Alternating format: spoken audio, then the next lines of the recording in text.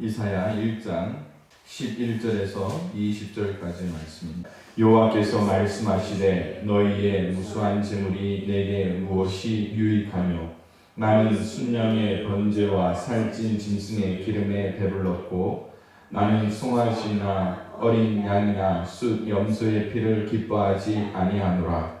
내가 그의 앞에 보이러 오니 이곳을 누가 너희에게 요구하였느냐.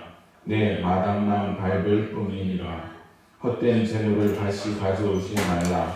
그냥은 내가 가증히 여기는 바요 월삭과 안식일과 대회로 모이는 것도 그러하니 성례와 아울러 악을 행하는 것을 내가 견디지 못하겠노라. 내 마음이 너희의 월삭과 정한 절기를 싫어하나니 그것이 내게 무거운 짐이라. 내가 지기에 곤비하였느니라. 너희가 손을 펼 때에 내가 내 눈을 너희에게서 가리고 너희가 많이 기도할지라도 내가 듣지 아니하리니 이는 너희의 손에 피가 가득함이라. 너희는 손으로 씻으며 스스로 깨끗하게 하여 내 목전에서 너희 악을 행실을 버리고 행악을 그치고 선행을 배우며 정의를 구하며 학대받는 자를 도와주며 고아를 위하여 신원하며 과부를 위하여 변호하라 하셨느니라. 여호와께서 말씀하시되 오라 우리가 서로 변론하자. 너희의 죄가 주홍 같을지라도 눈과 같이 희어질 것이요 진홍같이 붉을지라도 양털같이 희게 되리라. 너희가 즐겨 순종하면 땅의 아름다운 소산을 먹을 것이요 너희가 거절하여 배반하면 칼에 삼켜지리라. 여호와의 입의 말씀이니라. 아멘. 할렐루야. 오늘도 주 안에서 예배하는 우리 양평 가족 모두를 주님의 이름으로 축복하고 환영합니다. 우리 가정에 계신 분들 그리고 예배당에 계신 분들 우리 한 목소리로 서로를 축복하며 함께 환영합니다. 사랑합니다. 축복합니다. 우리 인사 나눠볼까요? 어릴 적 이야기를 가끔씩 여러분들과 하는데 저한테 그렇게 이야기하시더라고요. 도대체 나이가 몇 살이냐고. 너무 옛날 이야기를 제가 많이 했나 보더라고요. 그런데 제가 자란 환경이 실제로 그렇게 오래되진 않았지만 좀 많이 뒤처지긴 뒤처졌으나 보더라고요. 오늘 또 옛날 이야기를 하며 말씀을 진행하려고 합니다. 제가 어릴 때 엄마가 해주신 음식 중에 제일 싫어하는 음식이 뭐냐고 이야기하면 손에 꼽을 만한 요리가 하나 있습니다. 바로 칼국수를 너무너무 싫어했습니다. 싫어했던 이유가 무엇인가 하면 맛이 없어서 싫어했던 게 아니에요. 허구한 날 먹을 게 없으면 밀가루 반죽해서 밀대로 이 홍두깨라고 하나요? 이걸 밀어가지고 칼국수를 해서 먹습니다. 요즘은 그 맛이 그립긴 한데 제가 처음에는 이 칼국수를 싫어했던 게 아니에요. 칼국수를 하면 너무너무 좋아했습니다. 칼국수를 이렇게 반죽해서 밀어서 썬 다음에 꽁지를 숯불에 구워 먹으면 얼마나 구수합니까? 그 맛 때문에 칼국수를 즐겨 먹었는데 이것도 한두 번이죠. 가족들이 다 모일 때마다 칼국수를 해서 주시니까 그게 너무너무 싫었습니다. 그래도 이 칼국수에 대한 추억만큼은 여러 가지가 있습니다. 밀가루 반죽을 하면 꼭 그 옆에 가서 밀가루 조금 띄워달라고 해서 저도 엄마를 따라 같이 국수를 밀었던 적도 있습니다. 엄마의 손이 참 마법과 같이 요술과 같이 잘 되는 게 뭡니까? 그냥 울퉁불퉁한 반죽이 엄마 손을 거치고 나면 넓게 펴지고 그쵸? 이 바닥을 다 덮을 만큼의 넓은 반죽으로 바뀌어지게 됩니다. 그리고 거기에 밀가루를 쓱쓱 발라서 몇 차례 접고 나서 총총총총 칼로 썰고 나면 말 그대로 이 송국수라고 하지만 칼국수 면이 되는 것을 보게 됩니다. 여기서 제가 말씀을 중개하면서 참 엄마의 손처럼 우리가 원하고 기도하는 대로 모든 것을 쭉쭉 늘려서 펼 수만 있다면 얼마나 좋을까라는 생각을 하게 됩니다. 아마 사업을 하시는 분이라면 사업의 규모가 이 밀가루 반죽처럼 쭉쭉 펴지기를 원하겠죠. 농사를 하시는 분이라면 농사의 규모도 쭉쭉쭉쭉 널리 펴졌으면 좋겠습니다. 교회도 마찬가지입니다. 교회도 마찬가지. 기도의 제목처럼 교회도 널리 펴지면 얼마나 좋을까 하는 생각을 하게 됩니다. 물론 하나님이 허락하신다면 금방이라도 이루어질 수 있겠지만 현실은 그렇지 못한 부분이 있습니다. 왜요? 어린 아이의 손에 반죽은 제 멋대로 구겨지기 때문이라는 겁니다. 그렇기에 2021년도를 시작하며 믿음의 장막터를 넓히는 교회라는 표어 아래 오늘은 첫 번째로 예배로 장막터를 넓히는 교회가 되기 위하여 오늘 우리가 이사야 1장의 말씀을 함께 살펴보기를 원합니다. 이사야 1장에 나오는 말씀은 이스라엘의 위기를 말씀으로 보여주고 있는 장면입니다. 그 중에서 이사야 1장은 이사야 66장 전체의 배경이며 또 핵심이 여기에 들어있다고 해도 과언은 아닙니다. 이사야 전체의 몇 가지 주제 중에 1장에 나오는 말씀이 뭡니까? 예배에 관한 이스라엘의 범죄함의 말씀입니다. 이 부분이 이사야 1장부터 12장까지 유다와 예루살렘에 대한 심판의 말씀으로 나타나는데 그 예배가 바르기 때문일까요? 아닙니다. 그 예배가 거짓된 예배라고 성경은 말씀하고 있습니다.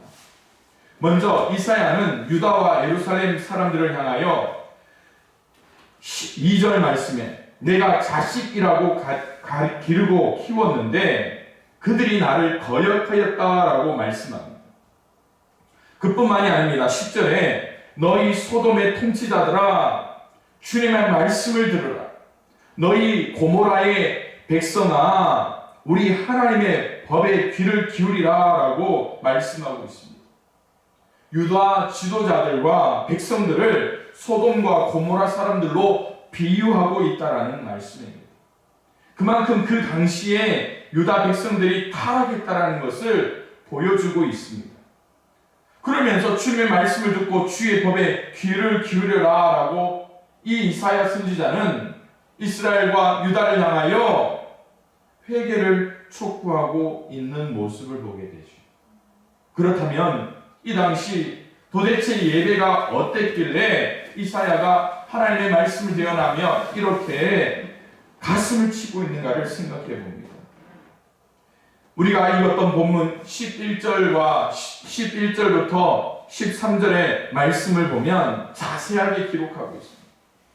그들은 살찌고 기름진 제물을 가지고 와서 하나님께 드린다고 했지만 정작 하나님께서 원하시는 것에는 관심이 없었습니다. 그래서 12절 말씀에 보니까 너희가 내 앞에 보이러 오니 이것을 누가 너희에게 요구하였느냐? 내 마당만 밟을 뿐이라 라고 하나님께서는 이스라엘 백성들의 그 예배당에 오는 발걸음마저도 보기 싫으신 거예요. 그러면서 13절에 또 뭐라고 말합니까?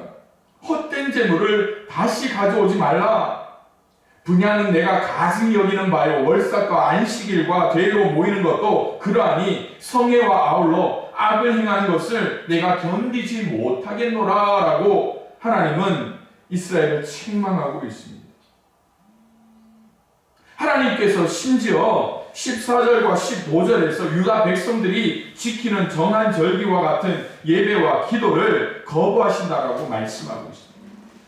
그 이유가 뭡니까? 그들의 손에 피가 가득하였기 때문이라고 말씀합니다. 다시 말하여 이웃에게 서로 온갖 악행을 저지르면서 하나님께 드리는 예배를 받지 않고 또한 기도를 듣지 않으시겠다라고 말씀하시는 것입니다. 삶이 뒷받침되지 않는 자들의 재물은 자기를 의롭게 하는 수단일 수밖에 없고, 오히려 하나님께서는 받지 않는 취미라고 말씀하고 있습니다. 그래서 14절 말씀에 하나님은 뭐라고 말합니까?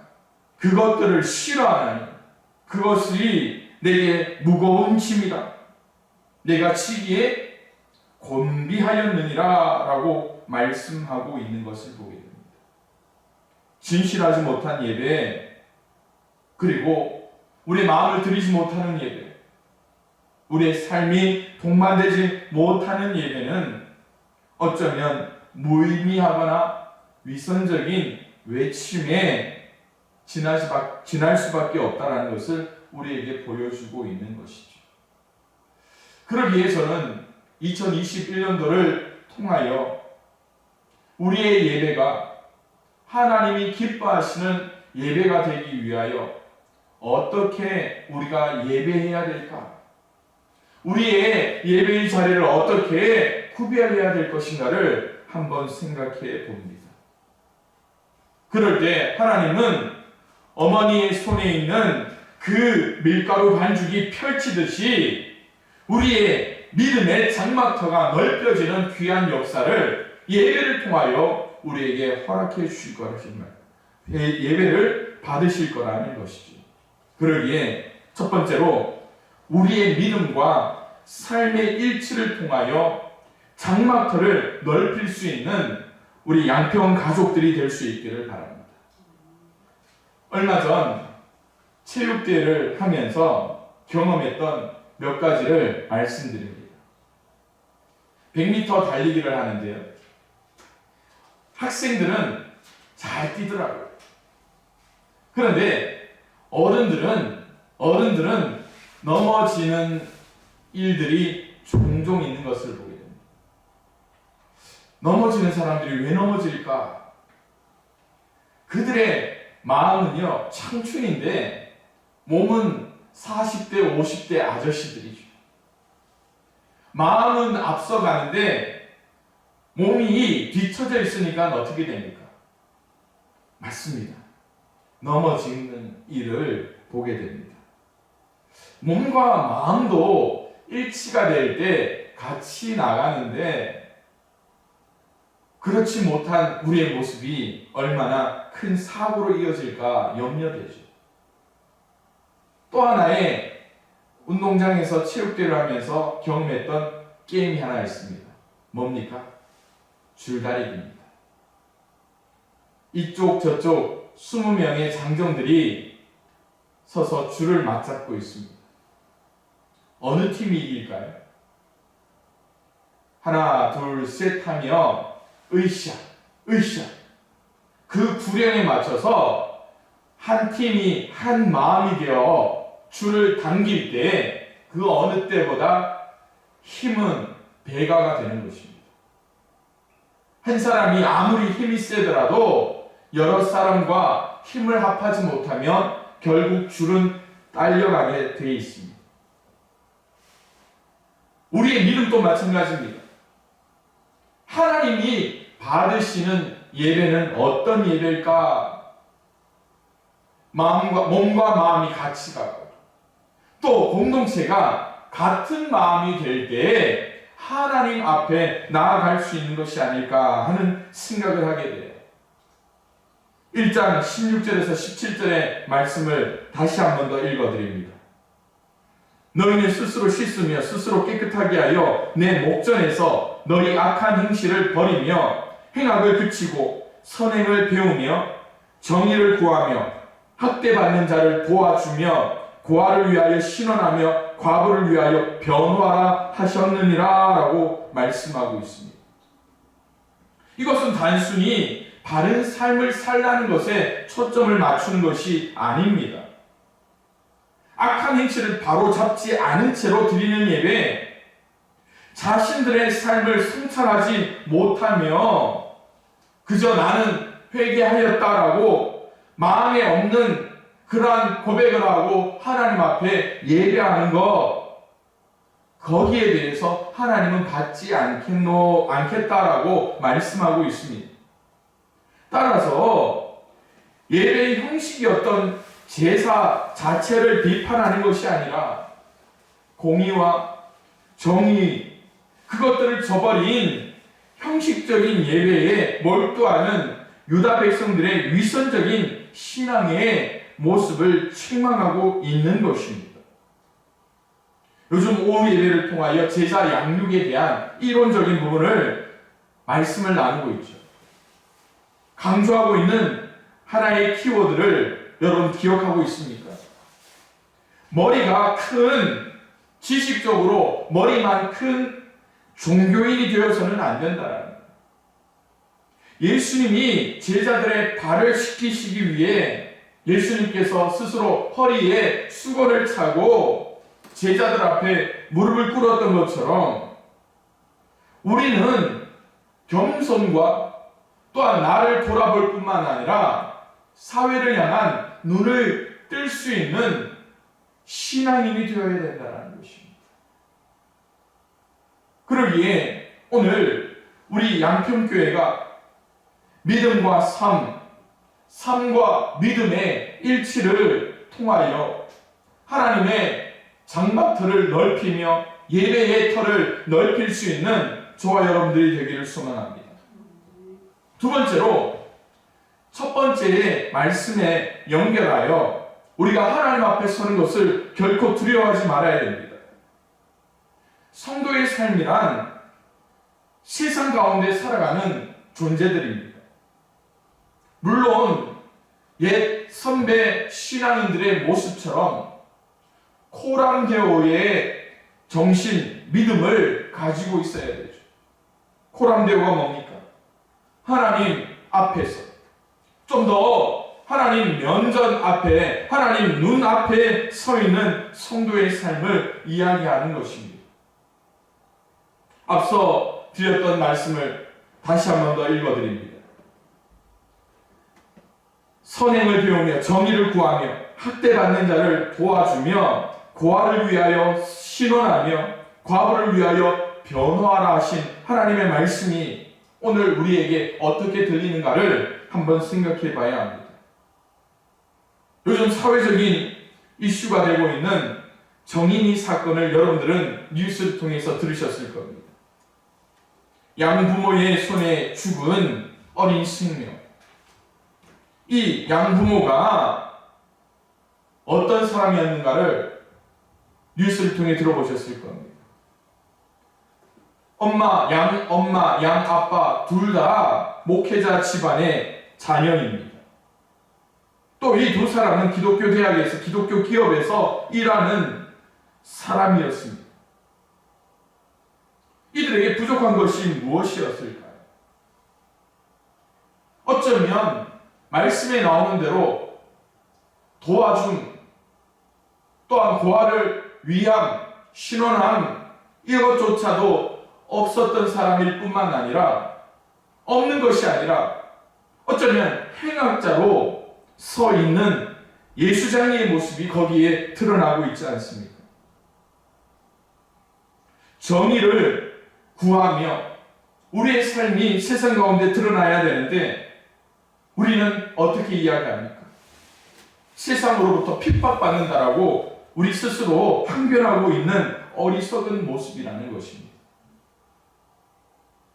지금 코로나19로 인하여 예배를 드리지 못하니까 이 정책을 향해 많은 사람들이 부당하다라고 이야기를 하고 있습니다. 어쩌면 지금까지 우리가 믿었던 신앙생활에 대한 세상이 어떻게 교회를 바라보고 있느냐라는 시선이 여기에 포함되어 있다라는 생각도 들리더라고요. 그러기에 저는 말씀을 준비하면서 이 예배야말로 하나님 앞에서, 하나님 면전에서 우리의 신앙을 되돌아보는 가장 중요한 핵심이 바로 여기에 빠져 있다라는 생각도 하게 되더라고요. 외형적인 것에 추구하는 연약한 예배자, 영과 진리로 예배하였기에 하나님의 말씀과 영은 구했지만 이사야 1장의 말씀처럼 정의와 또한 선행을 우리는 이 세상을 살아가면서 모든 것에서 팽개쳐버린 어리석은 예배자들의 모습이라는 것입니다. 그러기에 사도 바울이 우리에게 주셨던 그 말씀을 다시 한 번 더 기억합니다. 그러므로 형제들아, 내가 하나님의 모든 자비하심으로 너희를 권하노니 너희 몸을 하나님이 기뻐하시는 거룩한 산제물로 드리라 라고 말씀하고 있습니다. 이것이 오직 하나님께만 드려지는 예배여야죠. 그러나 오늘 이사야 1장의 말씀처럼 우리가 다시 한 번 더 적용해 본다면 우리의 믿음 안에서의 공의와 정의가 세상을 향하여 반듯하게 드려질 때에 하나님께서 받으시겠다라고 약속하는 것입니다. 이러한 말씀처럼 하나님을 믿는 신앙인에게 예배의 중요성은 아무리 강조해도 지나치지 않습니다. 그러나 여러분 꼭 기억하십시오. 예배의 삶이 하나님과 동행하는 삶입니다. 세상에서의 바른 그리스도인의 삶이야말로 하나님께서 받으시는 그러한 예배라는 것이죠. 그러나 종종 우리의 예배가 변질될 때가 있습니다. 어떻게 해요? 하나님께 영광과 찬송을 올려드리는 예배가 아니라 나의 만족, 나의 즐거움을 위한 예배로 변질된다는 것입니다.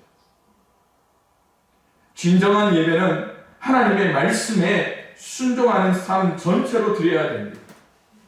그러기에 2021년도를 통하여 더욱더 이웃을 사랑하며 예배하는 우리 양평교회 모든 성도님들이 될 수 있기를 바랍니다. 예배에서 수직적인 사랑, 수평적인 사랑, 이 두 방향이 만날 때에 진정한 사랑이 될 수 있다는 것을 우리가 배우며 나갈 수 있는 시기가 될 수 있기를 소망합니다. 마지막으로 이 코로나19 시대에 예배의 중심을 바로잡고 믿음의 장막터를 넓힐 수 있기를 소망합니다. 코로나19로 인해 온라인 그리고 비대면 예배가 대안으로 잡고 있습니다. 아마 오늘도 우리 성도님들 대부분이 라이브 톡 단톡방에 들어와서 예배를 드리고 있으리라 생각이 듭니다. 그런데 여러분, 이 비대면 예배가 우리에게 어떤 영향을 주는가를 한번 생각해 봤으면 좋겠습니다. 아마 가장 편안한 공간에서 예배를 드립니다.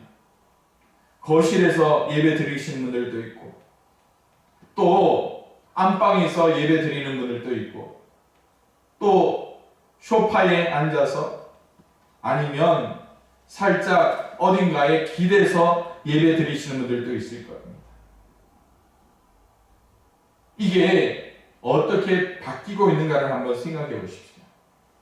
아침 일찍 일어나 주일 예배를 위해서 채비하던 때에 그런 때가 있었지만 요즘은 어떻습니까? 시간에 맞춰서 늦게 일어나도 되죠. 아마 지금 11시 39분, 40분을 향해 달려가고 있기 때문에 점심 식사를 준비하며 들려오는 소리로 예배만 드리겠다라고 하시는 분들도 있을 겁니다. 예배 중에 커피나 음료를 마시며 앉아 계신 분들도 아마 계실 줄 알고 있습니다. 너무 찔려하지 마십시오. 그런데 제가 이 말씀을 드리는 이유가 뭡니까? 하나님과 나와의 만남입니다. 예배라는 것은요, 하나님과 나와의 만남입니다. 그런데 늦게 일어나 준비하지 않고 또 점심을 준비하거나 커피를 마시며 나는 예배 드린다고 하지만 언제부턴가 이런 예배의 시간이 나를 하나님과 나와의 1대1 관계가 아니라 제3자로 우리를 떠밀어내고 있지는 않나 하는 생각을 해보십시오. 한 뉴스에서 그런 이야기를 합니다. 젊은이들은 운동을 하면서 설교를 듣고 있고 또 외출 후에 재방송을 유튜브를 통해서 재방송을 보면서 예배를 드렸다라고 이야기를 하고 있습니다. 여기서 우리는 하나님이 보고 계신다라는 그 생각을 우리는 왜 못하고 있는가 되돌아봐야죠. 2020년에 코로나가 시작되면서 온라인 예배와 온라인 컨텐츠를 만들어내는 이것이 교회의 역할로 생각했습니다. 그런데 예배의 위기를 해결하지 못하고 영상으로 그리고 교회에 나오지 않아도 된다라고 우리는 그냥 안도하고 있는 어리석은 모습이 있지 않습니까? 여러분들의 예배는 어떤지요? 하나님은 우리의 예배를 받으시기 원하십니다. 그러기에 지난 특별 수비 기도의 마지막 날 여러분들에게 드렸던 말씀을 다시 한 번 더 되새기길 원합니다. 하나님의 영광이 성전에서부터 흘러 넘쳐야 된다는 것이죠.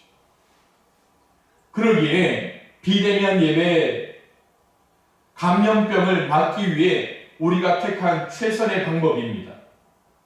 그러나 여러분들이 있어야 할 자리를 찾아오십시오. 기도하며 하나님 앞에 엎드릴 여러분의 시간을 찾으시길 바랍니다. 그리고 그 작은 기도 한 사람 한 사람의 분량이 채워질 때에 이곳에서 하나님의 영광의 생수가 차고 넘쳐나며 그 생수가 닿는 곳에 생명의 역사를 일으킨다는 것이죠. 좀 더 그 관계가 온전케 이루어질 때 각자에게 주신 기도의 사명, 말씀의 사명, 그리고 구제의 사명, 선교의 사명이 더 온전해질 수 있다는 것을 여러분들에게 말씀을 나눕니다. 그러기에 2021년도를 통해 우리 양평교회 모두에게 예배의 회복, 믿음의 회복, 삶에 나타나는 공의와 정의의 회복을 통하여 우리 모든 양평교회 믿음의 장막터가 온전히 넓혀지고 하나님의 기쁨이 될 수 있기를 주님의 이름으로 축원을 드립니다. 기도하겠습니다.